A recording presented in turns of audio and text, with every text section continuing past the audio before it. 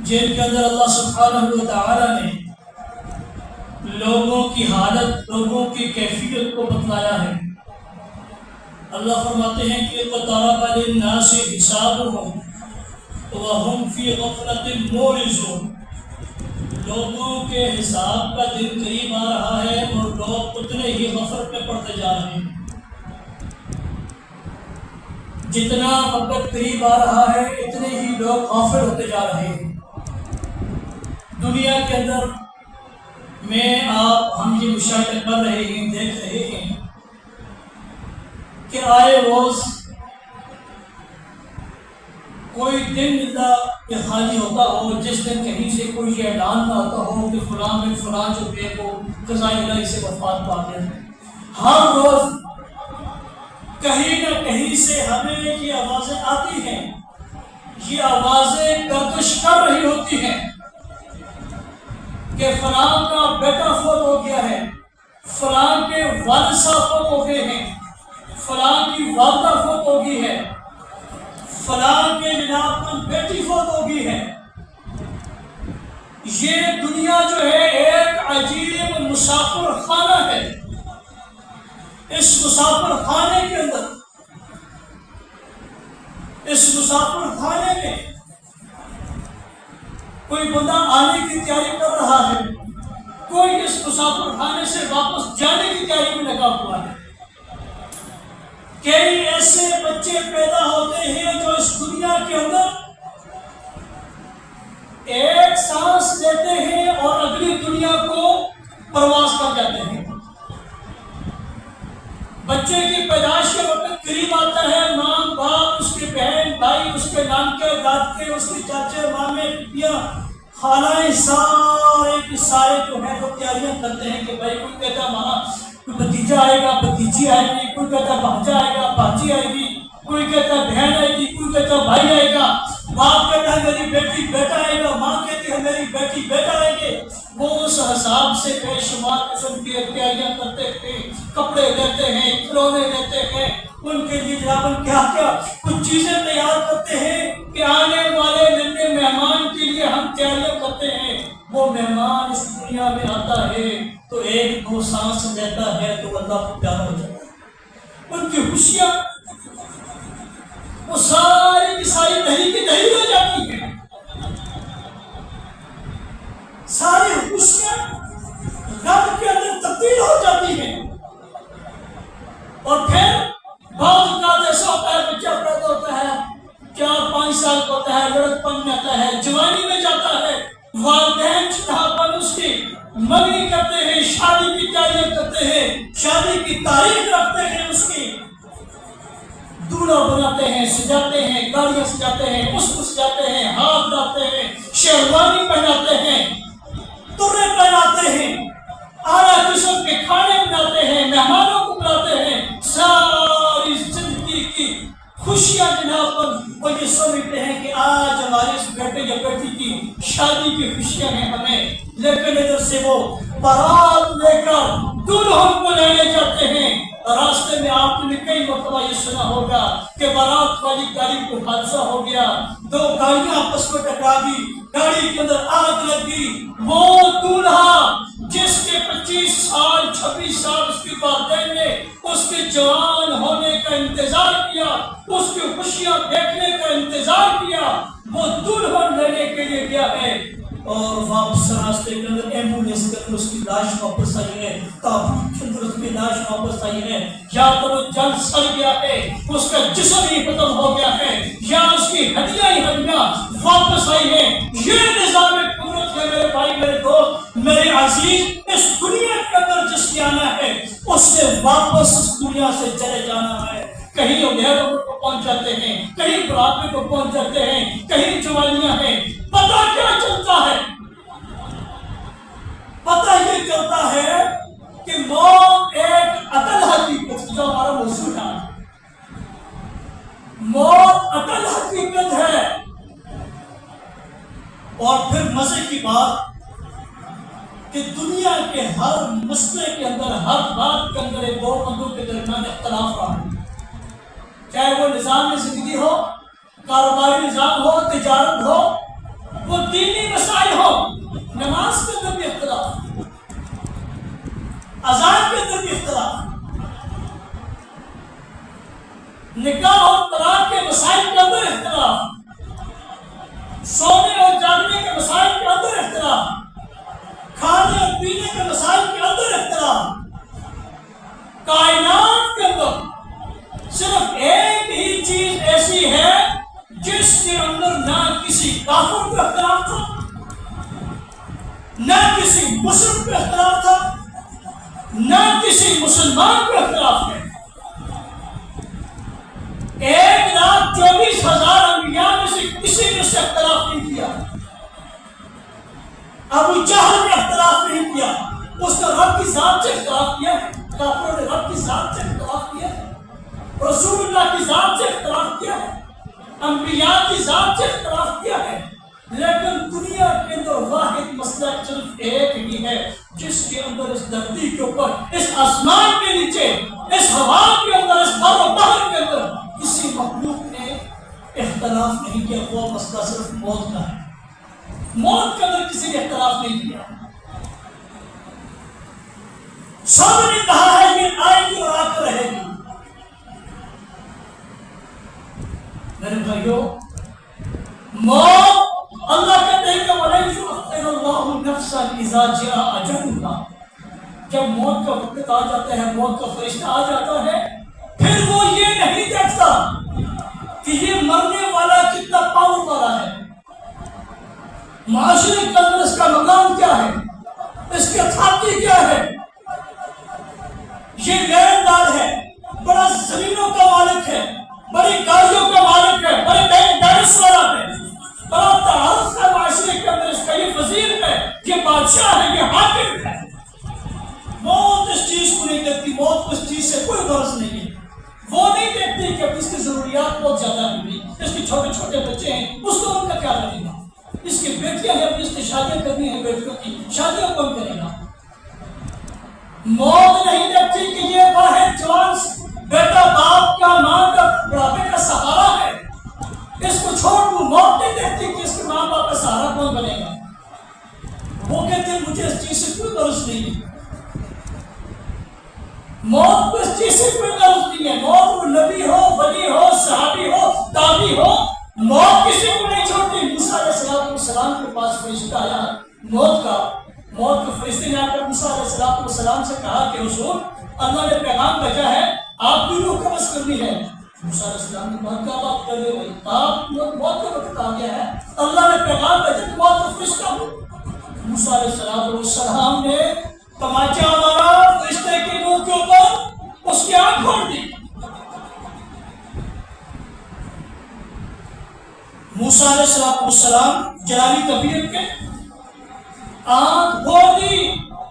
فرشتہ اللہ کے پاس واپس گیا کہ یا اللہ تیرا محبوب موسیٰ علیہ السلام کہ یہ تو مرنے نہیں چاہتے، یہ تو موت کو پسند نہیں کرتے، اب کیا کرو؟ کہا فرشتے کو جاؤ واپس موسیٰ کے پاس جاؤ، موسیٰ سے کہو کہ ایک بیل جو ہے نا، جانور بیل بچڑا گائے کا، اس کی پشت کے اوپر اپنا ہاتھ رکھو، اس کی پیٹھ کے اوپر اپنا ہاتھ رکھو، اس ہاتھ کے نیچے جتنے بال آئیں گے ہر بال کے بدلے 1 سال زندگی ہوگا۔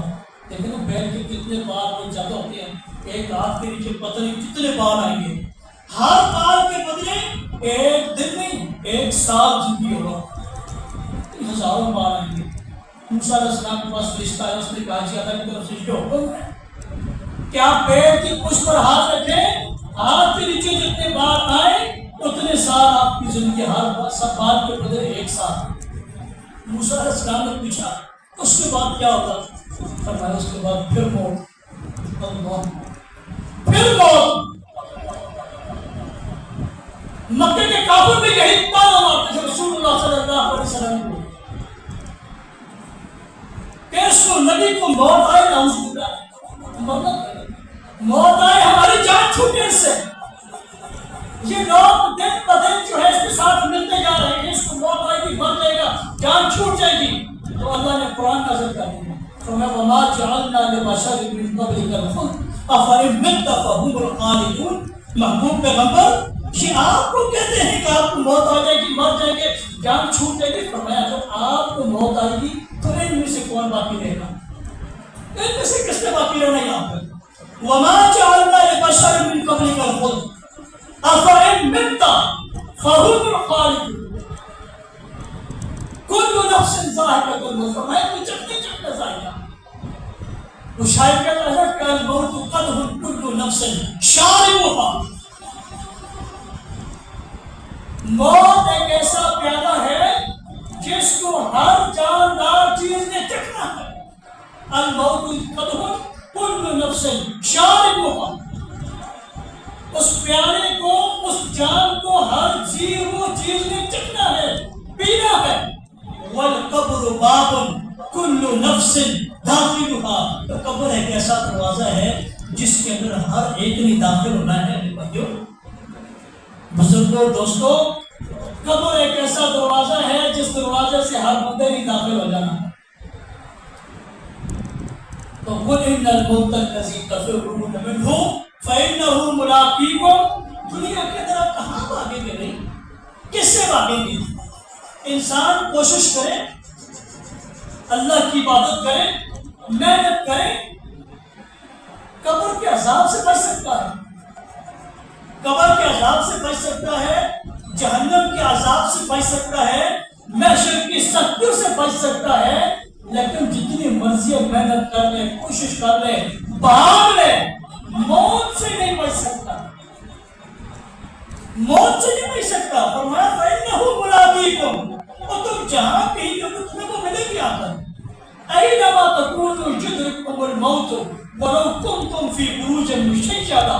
اللہ کہتے ہیں کہ تم اگر کسی مضبوط قلعے کے اندر جہاں پر ہوا بھی نہیں آ سکتی، تم اپنے آپ کو وہاں پر چھپا لو، بند ہو جاؤ، پانی کی تہہ کے اندر چلے جاؤ، ہواؤں میں اڑ جاؤ.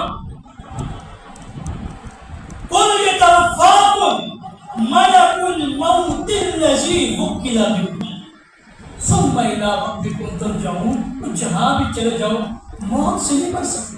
وہ تمہارا پیچھا کرتے ہیں، تمہیں پکڑتا رہے گی، تمہیں آتا رہے گی. چھٹکارا نہیں موت سے کسی کو بھی. اور پھر وَلَن يُؤَخِّرَ اللَّهُ نَفْسًا إِذَا جَاءَ أَجَلُهَا. جب آتی ہے تو پھر بندہ کیا کہتا ہے کہ اللہ مجھے تھوڑی سی مہلت دے دے. اللہ مجھے اتنی مہلت دے دے، میرے پاس کچھ پیسے ہیں، کچھ سونا ہے، کچھ چاندی ہے، کچھ یہ چیزیں ہیں، میں یہ تیرے راستے میں سے خرچ کر دوں. فَأَصَّدَّقَ وَأَكُن مِّنَ الصَّالِحِينَ. اور میں پھر نیک لوگوں میں شامل ہو جاؤں. اللہ کہتے ہیں وَلَن يُؤَخِّرَ اللَّهُ. اب وقت گزر گیا، ختم ہو گیا، اب کچھ بھی نہیں. اور پھر کوئی کچھ کر بھی نہیں سکتا. پوری دنیا کی طاقتیں مل جائے، پوری دنیا کے حکماء، اطباء، ڈاکٹر، دم کرنے والے روحانی معالج، پوری دنیا کی مشینری، پوری دنیا کے سائنسدان، ٹیکنالوجیز ساری مل جائے، اس کے ایک سیکنڈ کو بھی روک نہیں سکتے. كَلَّا إِذَا بَلَغَتِ التَّرَاقِي وَقِيلَ مَنْ رَاقٍ وَظَنَّ أَنَّهُ الْفِرَاقُ. اللہ اللہ نے بڑا پیارا نقشہ کھینچا ہے قرآن عظیم کے اندر. سورہ قیامت کے اندر اللہ کہتے ہیں كَلَّا إِذَا بَلَغَتِ التَّرَاقِي. جب انسان کی روح نکلتی ہے پاؤں سے. روح کہاں سے نکلتی ہے؟ پاؤں سے. پاؤں کے ناخنوں سے نکلنے شروع ہوتی ہے. کَلَّا إِذَا بَلَغَتِ التَّرَاقِي. تراقی کہتے ہیں یہ جو دو کندھوں کے درمیان کے گلے کی ہڈی ہوتی ہے، اس کو تراقی کہتے ہیں. جب یہاں روح پہنچتی ہے انسان کی تو پھر انسان کے گلے سے آوازیں آتی ہیں غر غر کی، جس کو ہم کہتے ہیں نا قرارے. اللہ رسول اللہ صلی اللہ علیہ وسلم فرماتے ہیں کہ جس وقت بندے کی یہ حالت ہو جائے نا کہ اس کے گلے کے اندر سے غر غر کی آوازیں آنا شروع ہو جائیں، پھر وہ اللہ سے توبہ کرے، اللہ اس کی توبہ کو قبول نہیں کرتے. اس وقت توبہ کے دروازے بند ہو جاتے ہیں. اس وقت تک توبہ کے دروازے کھلے رہتے ہیں. فرمایا کلا اذا بلغت التراقی، جب روح جو ہے یہ ہستی تک اس حدی تک آ جاتی ہے، قیل من راق، بیٹے بھاگتے ہیں، بھائی بھاگتے ہیں، کو بھائی کسی ڈاکٹر کو بلاؤ، کو کسی دم کرنے والے کو بلاؤ، کسی حکیم کو بتاؤ وہ نبض پکڑ کر دیکھے کہ نبضیں چل رہی ہے یا نہیں چل رہی، سانس رک تو نہیں گئی کہیں. وقیل من راق وظن انہ الفراق، مرنے والے کو بھی یہ پتہ چل جاتا ہے کہ اب یہ ساری دنیا چھوڑنے والا ہے، اب یہ ساری دنیا کا سسٹم، دنیا کا نظام مجھ سے چھوٹنے والا ہے. وظن انہ الفراق والتفت الساق بالساق، اللہ نے کیفیت بیان کی کہ اس کے جو پاؤں ہوتے ہیں، مرنے والے کے پاس کبھی آپ اتفاق ہوا ہو تو اس کے جو پاؤں ہوتے ہیں ان کو آپ جوڑیں گے تو ویسے گر جائیں گے، مگر والتفت الساق بالساق، پنڈلیاں پنڈلیوں سے گرنا شروع ہو جاتی ہیں، پاؤں بس جان ہو جاتے ہیں، وہ گرنا شروع ہو جاتے ہیں. فلولا اذا بلغت الحلقوم، جب روح حلق کو پہنچتی ہے، وانتم حینئذ تنظرون، اللہ کے تم پاس جا کر تماشا دیکھ رہے ہوتے ہو. ونحن اقرب الیہ منکم ولکن لا تبصرون، میں تم سے زیادہ، میرے فرشتے تم سے زیادہ اس کے قریب ہوتے ہیں، تم تو کچھ نہیں کر سکتے، میں تو کیا کر سکتا ہوں. والد صاحب یہ چیزیں پہلے قرآن اور حدیث میں پڑھی، اس کے اوپر ویسے ہمارا ایمان ہے کہ انسان، دنیا کی کوئی طاقت انسان کو موت سے نہیں روک سکتی. تو پھر میں نے یہ مشاہدہ اپنی آنکھوں سے کیا. گزشتہ ایک ہفتہ پہلے میں نے اپنے والد صاحب کو دیکھا کہ میری آنکھوں کے سامنے میں کھڑا بے بس کھڑا ہوں، دیکھ رہا ہوں، اور وہ تجھے کی اور موت کی کشمکش میں ہے میری آنکھوں کے سامنے. اللہ کی قسم، موت کی زندگی کی بازی ہار کر موت کو گلے لگا لیا، میں آنکھوں سے کھڑا دیکھ رہا ہوں. ڈاکٹر سب میں کھڑے رہے، مشینیں ساری لگی ہوئی تھی. اللہ کی قسم جب موت کا وقت آیا تو ہم سارے کھڑے رہے، بے بس ہو گئے، کچھ نہیں کر سکے، نہ ہماری آواز کو سن سکے، نہ آپ کے وشواس روح پر بات کر دی. تو وہ نقشہ اللہ نے قرآن کھینچا ہے.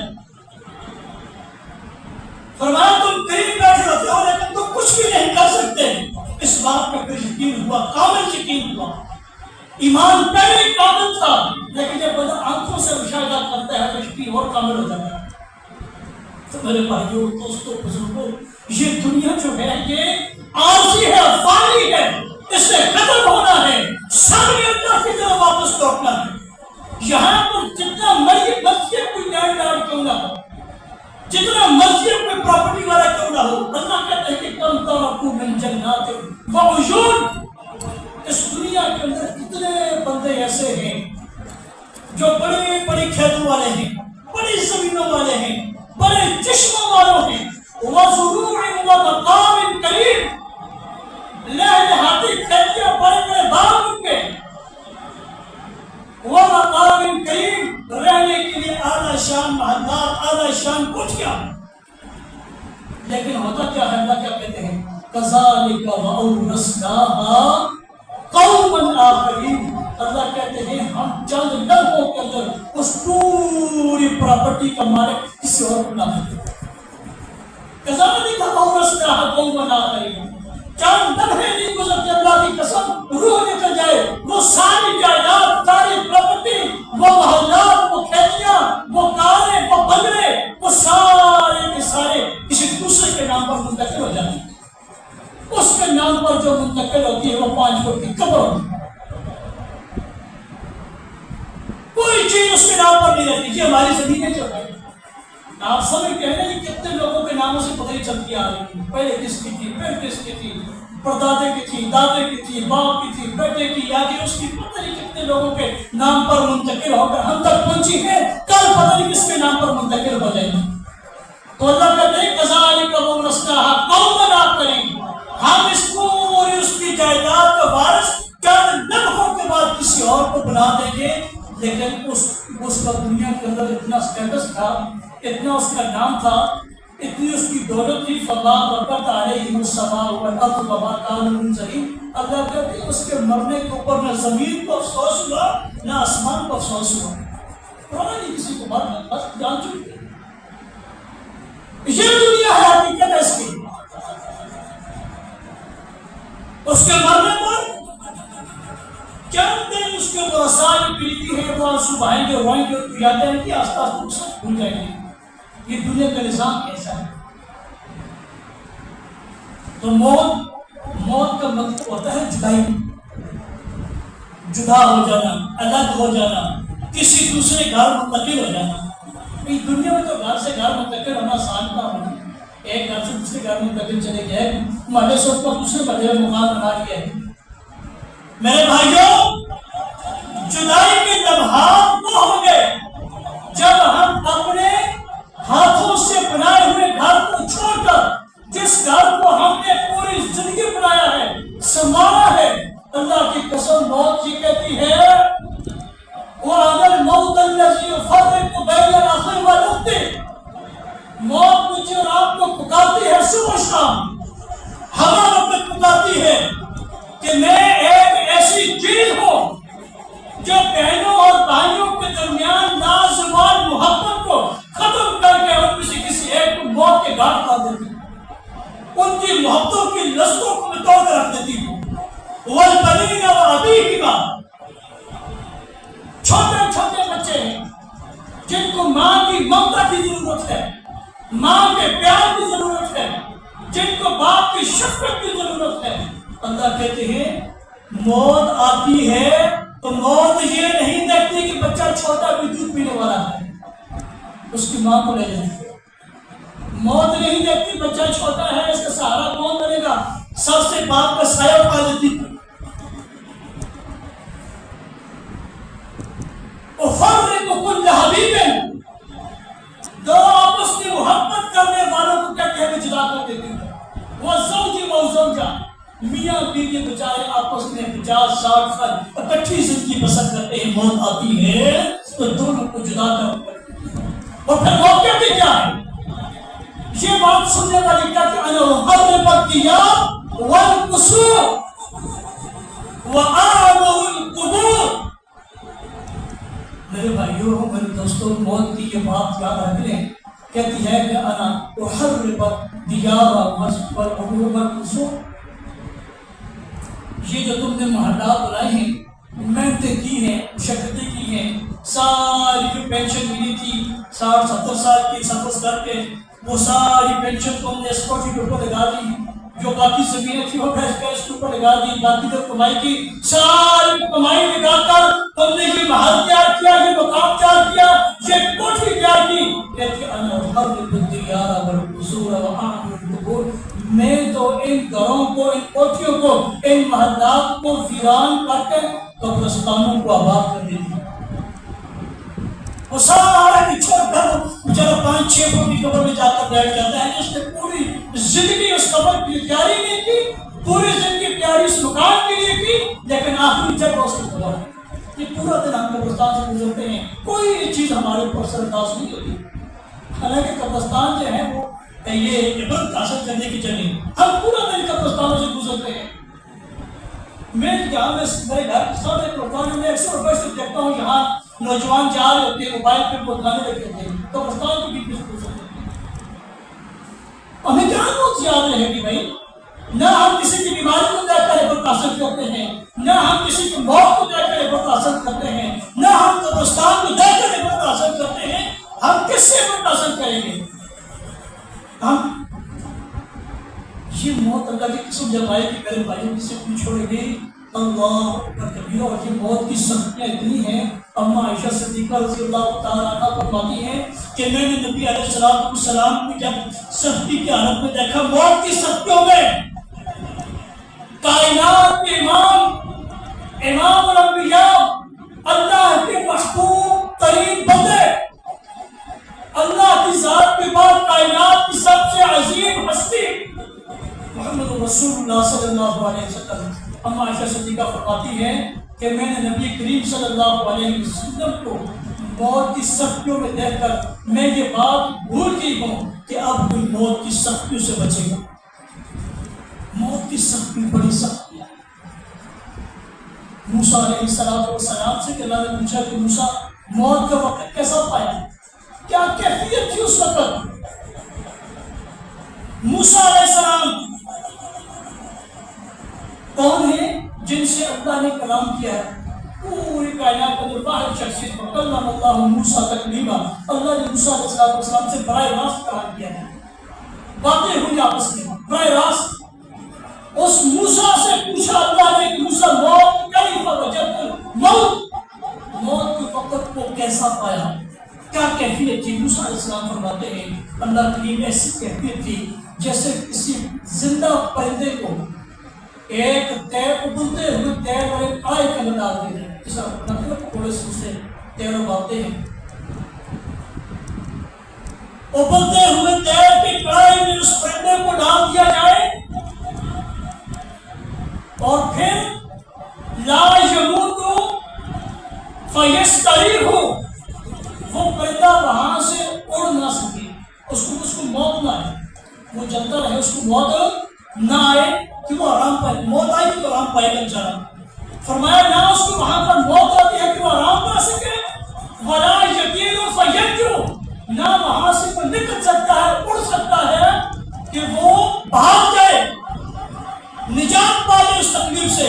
جس طرح وہ زندہ پرندہ اس آئل کے اندر, اس کڑائی کے اندر جو ہے وہ اپنا کروٹیں بدلتا رہتا ہے, اس طرح جو اس کی کیفیت ہوگی اس طرح میری کیفیت کی جب میری روح کو اس کی جا. تو یہ موسیٰ علیہ السلام کی بات ہے میرے بھائیوں, میری آپ کی انتظام ہونے کی بات نہیں ہے. تو یہ بات سمجھے, اللہ کی قسم اللہ کے رسول صلی اللہ علیہ وسلم نے فرمایا